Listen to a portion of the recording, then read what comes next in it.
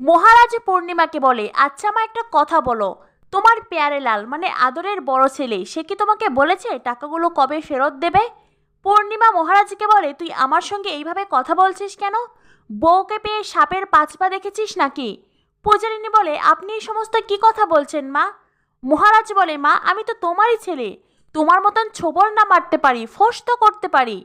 পূর্ণিমা বলে, মহারাজ তুই আমাকে সাপ বললেই? বিয়ের পরে এত অবনতি হয়েছে তোর? মহারাজ বলে, আরে দূর, কি সমস্ত বিয়ে বিয়ে করছো? তোমার বড় ছেলে পালালো আর তার দায়ভার এসে পড়লো আমার উপর। আর থাক, এই সমস্ত কথা থাক, এত ঘুরিয়ে পেঁচিয়ে না বলে আমি তোমাকে সোজাসুজি বলছি, তোমার বড় ছেলে কবে টাকা দিচ্ছে আমাকে বলো। তোমাকে কি বলেছে ও কবে টাকাগুলো ফেরত দেবে? না সুদ দিতে হবে না, আসলটা দিলেই হবে।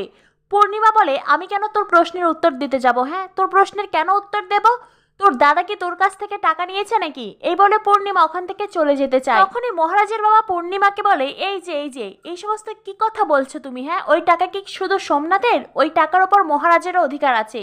শুধু সোমনাথ বা মহারাজ নয়, ওই টাকার ওপর শিবের অধিকার আছে, মিলির অধিকার আছে, আর এই বাড়িতে বউ হওয়ার জন্য পূজারিনীরও অধিকার আছে। পূর্ণিমা তখন হাসতে হাসতে বলে, বাহ বাহ, শ্বশুর মশাইকে দেখি নতুন বউ ভালোই পট্টি পরিয়েছে। পূজা তখন বলে, আপনারা আমাকে কেন এই সমস্ত কথা বলছেন? আমি কি করেছি? আপনাদের কথার মধ্যে আমাকে কেন আপনারা টানছেন? মহারাজ